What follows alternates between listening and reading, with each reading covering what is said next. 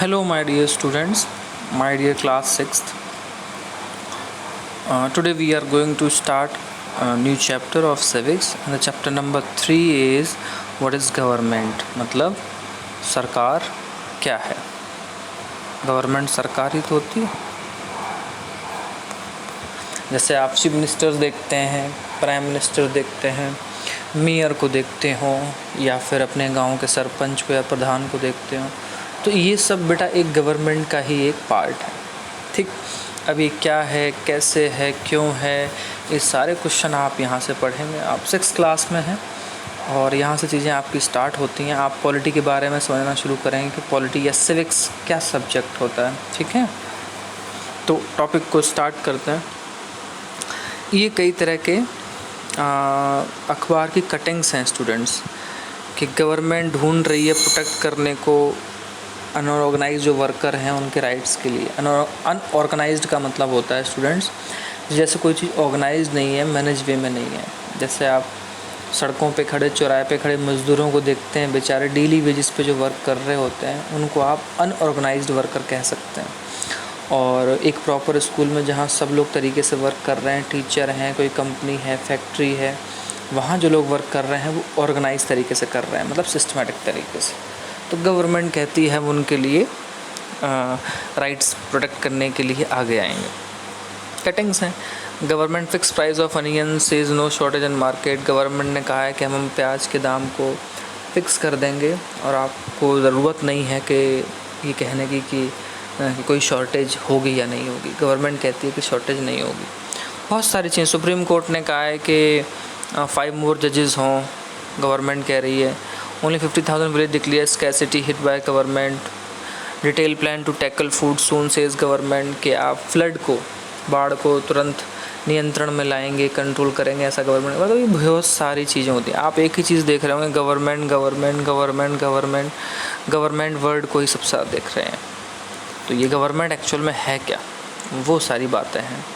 तो वही वाली बात है, यहाँ पे लिखा हुआ है कि न्यूज़पेपर की हेडलाइंस में आपने डिफरेंट काइंड की एक्टिविटीज़ को देखा जो गवर्नमेंट की रिपोर्ट से है, यानी गवर्नमेंट, सरकार उस पर काम कर रही है, सरकार कुछ कह रही है. Every country needs government to make decisions and get things done. भाई हर एक कंट्री को सरकार चाहिए. ठीक, क्यों? क्योंकि वही डिसीज़न लेती है और वही काम को करती है. सिंपल सी बात है. जैसे आपके घर में आपके मम्मी या पापा वो काम को करते हैं या एक्शन लेते हैं या सारे खर्चे आपको देते हैं. These can be decisions about where to build roads and schools or how to reduce the price of onions when they get too expensive or way or to increase supply of electricity. कितने सारे काम हैं. एक example of variety समझाया है कि build road, कहाँ पे रोड बनानी है, कहाँ पे स्कूल बनाना है, कब और किस तरह से प्याज की कीमतों को कम रखना है, ख़र्चों को आप किस तरह से इस तरह मैनेज करें कि उनको सप्लाई को इंक्रीज़ कर दें और इलेक्ट्रिसिटी को भी आप प्रॉपरली सप्लाई करें. बहुत जगह लाइट भी ढंग से नहीं आती, प्रॉपर नहीं आती. तो ये बहुत सारी चीज़ें हैं स्टूडेंट्स, जिसमें आप देखेंगे कि यस, ये सारे काम कहीं ना कहीं गवर्नमेंट के अंडर में आते हैं. और आप अपने आसपास भी जब देखना चाहें तो आप पाएंगे कि ये सारी चीज़ें गवर्नमेंट के ज़रिए ही होकर हमारे आसपास आती हैं. The government also takes action on many social issues. जो हमारे सोसाइटी के इशू होते हैं, हमारी कॉलोनी के, हमारे शहरों के, गांव के, उस पर भी गवर्नमेंट बात करती है, उस पर गवर्नमेंट एक्शन लेती है, काम करती है, सॉल्यूशन करने की कोशिश करती है. जैसे कि it has several programmes to help the poor. अब आप कहोगे सर कैसे करती है, तो आप देखते हैं गरीबी दूर करनी हो, पुअर या मेल न्यूट्रिशन दूर करना हो, साफ़ पानी भेजने की बात हो. हालांकि हम मानते हैं कि बहुत सारी जगह सारी प्रॉब्लम दूर नहीं हुई हैं, बट ये सारे काम गवर्नमेंट के हैं. ओके, आगे देखते हैं. It does other important things such as running postal and railway services. और भी बड़े बड़े काम हैं, जैसे पोस्टल सर्विस, आपके जो पार्सल आते हैं, लेटर्स आते हैं, ग्रीटिंग कार्ड्स आते हैं, एवरीथिंग जो आप ऑर्डर करते हैं या आपको कोई भेजता है. ऑर्डर करने सेंस वैसे सारी चीज़ें तो नहीं है students, but as a postal service देखा जाए, मैं उसकी बात कर रहा हूँ. आप गंगा जल मंगा रहे हैं, कुछ चीज़ मंगा रहे हैं, तो आप बाई पोस्ट इंडियन पोस्ट से मंगा सकते हैं. ऐसे ही रेलवे सर्विसेज होती हैं. आप रेलवे की जितनी सर्विस देख रहे हैं, अपने आसपास आप कहीं भी घूमने गए होंगे, वो सारी की सारी जो फैसिलिटी हैं वो गवर्नमेंट प्रोवाइड करवाती है हम लोगों को। Okay, the government also has the job of protecting the boundaries of the country and the maintaining peaceful relation with other country. भाई ये भी सरकार का काम है कि जो हमारी बाउंड्री हैं उनको तो वो प्रोटेक्ट करे, ठीक, और उसके बाद मेंटेन करे पीसफुल रिलेशन किसके साथ, अदर कंट्रीज़ के साथ। अदर कंट्रीज़ के साथ रिश्ते अच्छे बनाना भी हमारी गवर्नमेंट का काम है। जैसे कि आपके पड़ोसी, आप अपनी जिस कॉलोनी में, गांव में, शहर में रहते हैं और आपका घर जहाँ है तो उसके आसपास जो लोग हैं उनसे अच्छा संबंध बनाना या उनके साथ अच्छा व्यवहार करना, कभी आप उनकी हेल्प कर दो वो आपकी हेल्प कर दें, ये सब आपके भी हाथ में है। जैसे कि उनके हाथ में है आपके लिए, आपकी तरफ से उनके हाथ में और उनकी तरफ से आपके हाथ में। It is responsible for ensuring that all its citizens have enough to eat and have good health facility। सबको खाने को मिले, हेल्थ फैसिलिटी अच्छी मिले, ये गवर्नमेंट देखती है। When there are natural disasters like tsunami or the earthquake, it is the government that mainly organize aid and assistance for the affected people। जब भी सुनामी या अर्थक्वेक जैसी चीज़ आती है, अब सुनामी क्या होती है बेटा, समुद्र की बहुत तेज़ तूफ़ान होता है जो कि जैपनीज़ वर्ड से मिलके बना है सुनामी, ठीक है। भूकंप आए तो गवर्नमेंट जो होती है और उनके जो ऑर्गेनाइजेशंस होते हैं वो एड मीन्स होता है बेटा हेल्प, वो हेल्प पहुंचाते हैं। और जो अफेक्टेड पीपल होते हैं उनको ये सारी चीज़ों से मतलब गवर्नमेंट कहती है कि हम आपके साथ हैं, हम आपकी चीज़ों को प्रॉब्लम नहीं होने देंगे, ठीक है। फिर आगे उसमें है कि if there is a dispute और if someone has committed an crime you find people in a court. जब आपको लगता है कि कोई डिस्प्यूट है या आप किसी ने क्राइम किया है तो आप उस इंसान को जेल तक देख सकते हैं, कोर्ट तक दे सकते हैं। Courts are also part of the government. Courts भी गवर्नमेंट के हिस्से में तो आते हैं बट गवर्नमेंट का कोई ज़ोर नहीं होता कोर्ट पे। कोर्ट फ्री है हमारे यहाँ, मतलब गवर्नमेंट से इंडिपेंडेंट होकर वर्क करता है। गवर्नमेंट इसलिए क्योंकि उसको हमारे यहाँ ऑफिशियली दर्जा प्राप्त है कि आप न्याय या जजमेंट दे सकते हैं, इसलिए उसको सरकार का एक पार्ट माना गया है। Perhaps you are wondering how governments manage to do all this. अब आप सोच रहे होंगे कि इतने सारे काम सर ने बता दिए गवर्नमेंट के, ये सब करते कैसे होंगे, and why it is necessary for them to do so, और उसके लिए ज़रूरी क्यों है कि वो ये सारे काम करे। When human beings live and work together there needs to some amount of organisation. भाई जब इंसान एक साथ रहता है, काम करता है, तो सिंपल सी बात है कि उसको एक ऑर्गेनाइजेशन में आना पड़ता है so that decision can be made, ताकि फ़ैसले लिए जा सकें। भाई आप भी तो अपने घर में मिल बैठ के मम्मी पापा बड़े भाई बहन आप सब लोग बहुत सारी चीज़ों के लिए एक दूसरे पूछते होंगे, डिसीज़न लेते होंगे, ठीक वैसे ही सरकार करती है। क्यों? क्योंकि सरकार में भी बहुत सारे लोग मेंबर्स होते हैं, बहुत सारे लोग होते हैं, एक दूसरे से पूछ के बता के काम करके आगे बढ़ते हैं। और ये चीज़ें आप नेक्स्ट क्लासेस में और भी अच्छे से समझेंगे। देखिए बेटा, ये आपका ना ये जो साइन आप कुछ देख रहे हैं, ये इनको आप एक बार पहचानो। ये भारत पेट्रोलियम है और ये इंडियन ऑयल कंपनी है, गवर्नमेंट कंपनी है। ये हमारा सुप्रीम कोर्ट है इंडिया का। ये सब सरकारी बिल्डिंग है। और ये इंडियन रेलवे को किसी तरह से एक पिक लिया है, तो ये सब एग्जाम्पल जो हैं गवर्नमेंट ऑफिसेस और गवर्नमेंट इंस्टीट्यूट्स के हैं। चाहे सुप्रीम कोर्ट हो, चाहे इंडियन रेलवे हो, भारत पेट्रोलियम, ये सब गवर्नमेंट के अंडरटेकिंग में। तो आप सोच के देखिए, ये सब हमें सर्विस तो देते हैं। रेलवे हमें एक दूसरे से एक दूसरी जगह पहुंचाती है, ठीक है। भारत पेट्रोलियम जैसी चीज़ें जो हमें गैस, पेट्रोलियम प्रोडक्ट्स डिलीवर करते हैं। सुप्रीम कोर्ट है, वो हमारे लिए जजमेंट डिलीवर करता है। आपको न्याय चाहिए तो आप वहाँ तक जा सकते हैं। तो these are the different things, और ये सभी ऑर्गेनाइजेशन गवर्नमेंट के ही हैं बेटा, ठीक। आप थोड़ा सा आप यहाँ पे आएँ।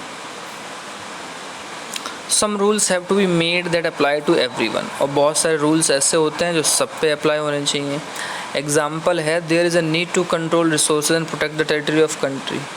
भाई एक तरह से ज़रूरत है रिसोर्सेज की और उनको प्रोटेक्ट करने की टेरिटरी को कंट्री में, so people can feel secure, ताकि लोग एक दूसरे को सेफ फील करें। Government do this on behalf of their people by exercising leadership. Government ये काम करती है अपने लोगों के बिहाफ पे और लीडरशिप एक्सरसाइज करती है। लीडरशिप मतलब अपनी जो गवर्नमेंट है उसको रन करती है। टेकिंग डिसीजंस, फैसले लेती है। Implementing these among all people live in their territory, territory का मतलब होता है बेटा गवर्नमेंट की अपनी जो सीमाएं हैं, चाहे वो नेशनल लेवल की कैपिटल है तो पीएम के अंडर में, चीफ मिनिस्टर लेवल की है तो वो स्टेट के अंडर में, तो वहाँ पे सारे रूल इम्प्लीमेंट होने चाहिए। इम्प्लीमेंट का मतलब होता है स्टूडेंट लागू होना। क्या सारी चीज़ें लागू हो रही हैं ढंग से, गवर्नमेंट जो कर रही है वो, उनके बारे में बात हो रही है। अब बात आती है लेवल्स ऑफ गवर्नमेंट। गवर्नमेंट के लेवल क्या होते हैं। अब आप जानेंगे कि गवर्नमेंट रिस्पॉन्सिबल होती है for so many thing different, मतलब बहुत सारी चीज़ें अलग अलग भी होती हैं। और ये सब चीज़ें मैनेज कैसे होती हैं अब आप सोचेंगे। तो गवर्नमेंट होती है डिफरेंट लेवल वर्क करती है। पहले तो at the local level, at the level of state and the level of national level. ये यहाँ से आंसर है स्टूडेंट आपका। What are the level of government, what are the levels of government. तो इसके आंसर यहाँ से आता है कि जो government works at different level, at the local level, at the level of state and the national level. भैया आपका लोकल लेवल हो गया बेटा, आपकी जो ग्राम पंचायत में आपके सरपंच होते हैं, प्रधान होते हैं। स्टेट लेवल पे होता है आपके लेवल पे जो सीएम होता है, और नेशनल लेवल पे आपका पीएम होता है। हालांकि लोकल लेवल पे दो और चीज़ें हैं नई, जैसे आपने कभी सुना हो एक नगर पालिका होती है, वहाँ चेयरमैन होता है, नगर निगम होता है, म्यूनिसिपल कॉरपोरेशन, वहाँ मेयर होता है। ये तीनों ही चीज़ें आपकी मेयर, चेयरमैन और सरपंच, ये लोकल लेवल पे आती है बेटा। स्टेट लेवल पे आपका एक लेवल होता है सीएम का, और नेशनल लेवल पे पीएम या प्रेसिडेंट। कहीं किसी कंट्री में प्रेसिडेंट पावरफुल होता है, हमारे इंडिया में पीएम ज़्यादा पावरफुल है। The local level means in your village, town और लोकेलिटी। अब यहाँ समझाया गया है कि लोकल लेवल क्या होता है।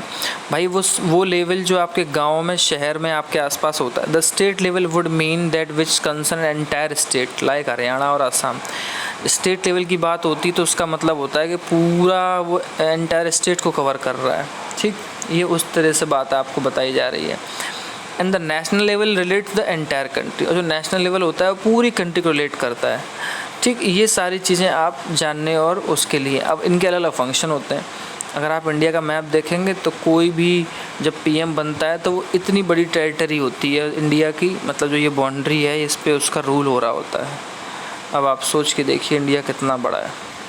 ठीक, ये पीएम के लेवल की टेरिटरी होती है जिस पे वो अपना वर्क कर रहा होता है। ठीक है, लेकिन आपने इसमें से एक चीज़ नोटिस की है स्टूडेंट्स, इसमें स्टेट्स के नेम विद कैपिटल दिए हुए हैं। मध्य प्रदेश भोपाल, गुजरात गांधीनगर, महाराष्ट्र मुंबई, गोवा पणजी, कर्नाटका बेंगलोर, आंध्र प्रदेश यनम, तेलंगाना हैदराबाद और उड़ीसा का भुवनेश्वर। तो स्टेट और कैपिटल दिए हुए हैं।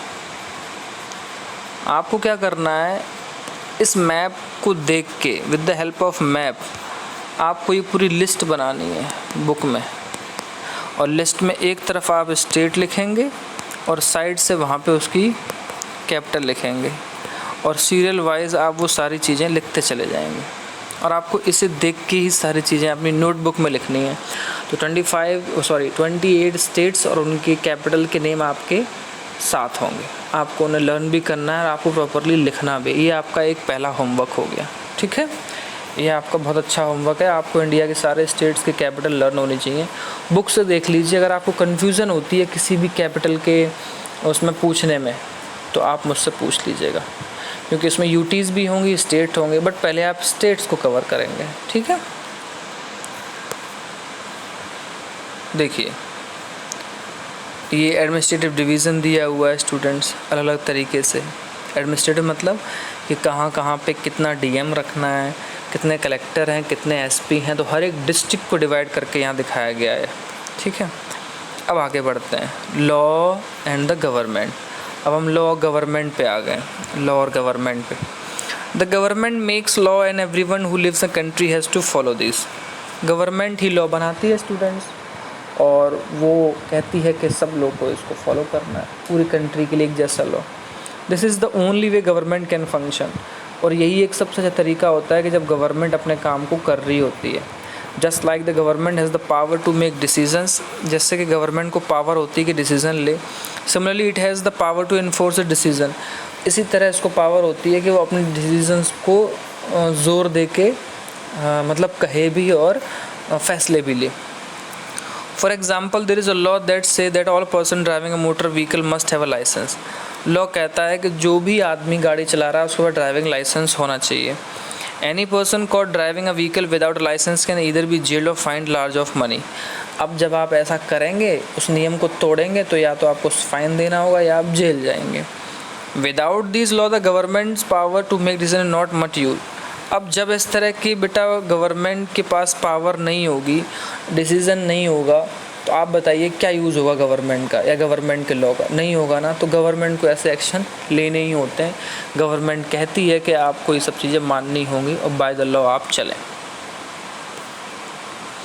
ठीक है, आगे देखते हैं.